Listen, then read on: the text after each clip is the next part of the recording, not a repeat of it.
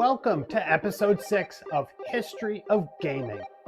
My name is Fram Brady, but my friends call me Fram. On today's episode, I'm looking at the release of the Sega Master System. We're going to check out how the Master System was released, what games came with the Master System, and how Sega changed the industry with this release. The story of Sega begins right around when I was born, in 1981. Donkey Kong and Frogger both hit the arcades, and Sega was in the business of manufacturing arcade games that were being played all over North America.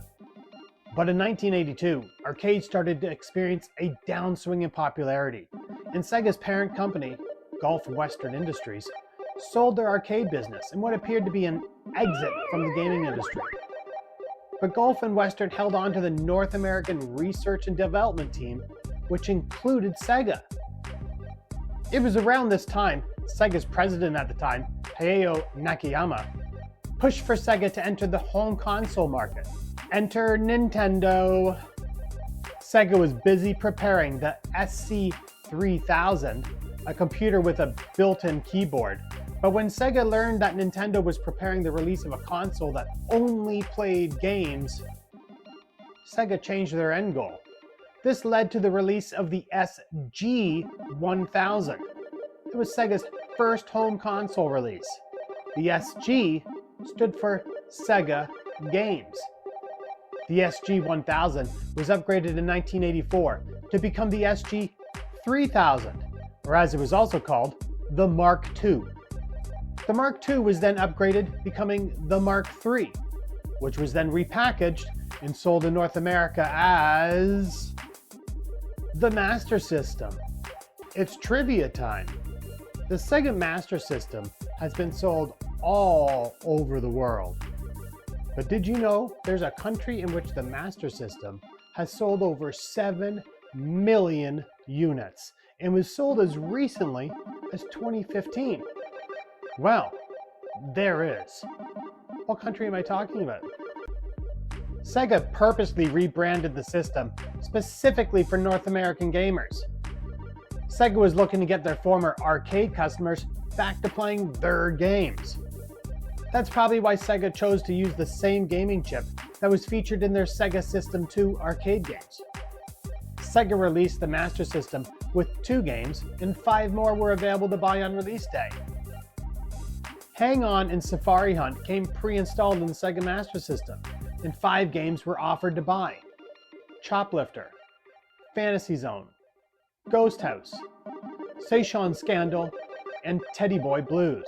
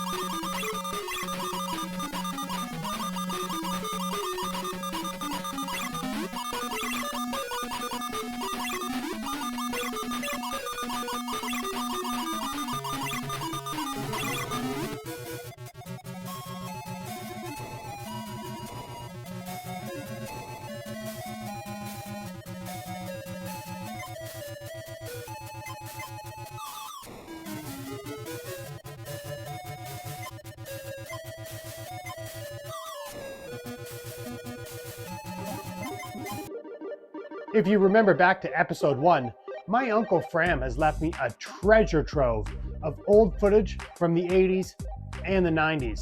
But the video he made for the Sega Master System was the first one he ever made. So I guess it's his origin story.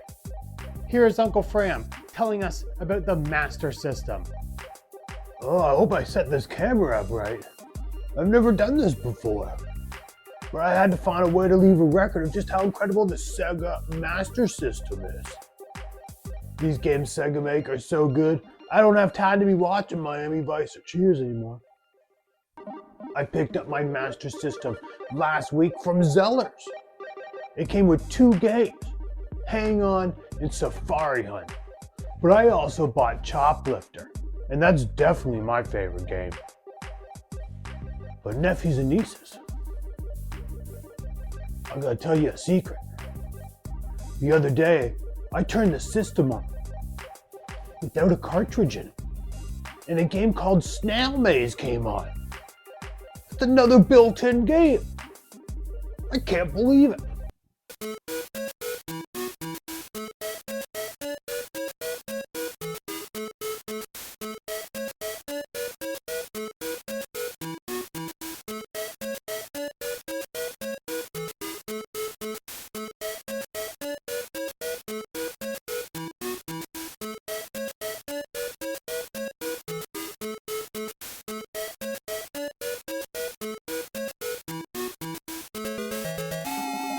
Okay, now I'm gonna go play some Choplifter. Well, I'm gonna keep the camera rolling so I can ensure this gameplay is saved for future historians. Oh, okay. Oh, yeah. Coming in. Coming for a landing.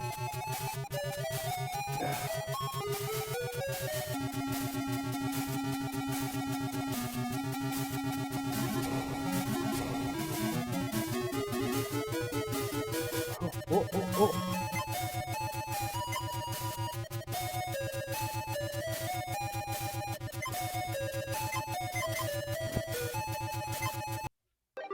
Thanks again, Uncle Fram. I can speak for everyone watching when I say we appreciate you making these historical videos for record-keeping purposes. We've covered the backstory, the games, and some of the tech. But the big question is, was the Sega Master System a successful console? Well, that's a complicated question to answer. Sega's biggest problem was Nintendo, of course. Nintendo's deals with their third-party game developers required the games to only be available for the Famicom or NES. Sega was much more reliant on developing their own games. While they had some third-party developers, they just couldn't match up with Nintendo. As far as sales go, Sega's goal for September 1986 was to sell between 400,000 and 750,000 consoles before the end of the year. They only sold 125,000. At the end of the lifetime of the Master System, though, it's estimated Sega sold between 10 and 13 million consoles. But Sega just couldn't keep up with Nintendo's 83% market share. Shortly after the Master System was released, Sega began construction on the Sega Genesis. However, as the first major release for Sega in North America, Sega was able to get into enough homes that it would spawn 3 more consoles and multiple movies that are still being made today. So I have no choice but to conclude that the Sega Master System may not have met expectations, but it was still a success as far as I'm concerned. It's time to answer that trivia question. There is one country which the Master System was so popular, it was sold as recently as 2015, and over 7 million consoles have been sold. That country is Brazil. Yes, the Master System has had a few changes over the years, but gamers in Brazil love the Master System. It's time to bring in our numbers guy, Statboy. Statboy, tell us, What were the 5 best-selling games on the Sega Master System? And what was your favorite game? Hi, Fram! Thanks for having me back again. At number 5 is R-Type at 1.14 million. R-Type was a scrolling shooter where the player must defeat Bido, a powerful alien race that wants to destroy all of mankind. At 1.2 million copies, Fantasy Zone was the 4th best-selling game. Fantasy Zone was a release day game. It was also a scrolling shooter in which the player had to defeat alien invaders. We jumped up to 1.7 million for Phantasy Star in the 3rd spot. Phantasy Star was one of the first RPGs, where Alice must defeat the evil ruler of her star system, King Lassic. Space and aliens must have been all the rage in those days. But the top 2 were Sega's top mascots. At number 2 is Alex Kidd in Miracle World, which sold 2.12 million games. Young martial artist Alex Kidd must complete levels and defeat enemies in a side-scroller that can give you the vibes of Bonk's Revenge. But number 1, by far, is Sonic the Hedgehog at 6 million copies. The biggest star in the history of the company, so it's no surprise he's on top. Personally, I grew up on the Master System. I love playing Space Harrier and Great Baseball. Back to you, Fram. Space Harrier, that's yet another space game.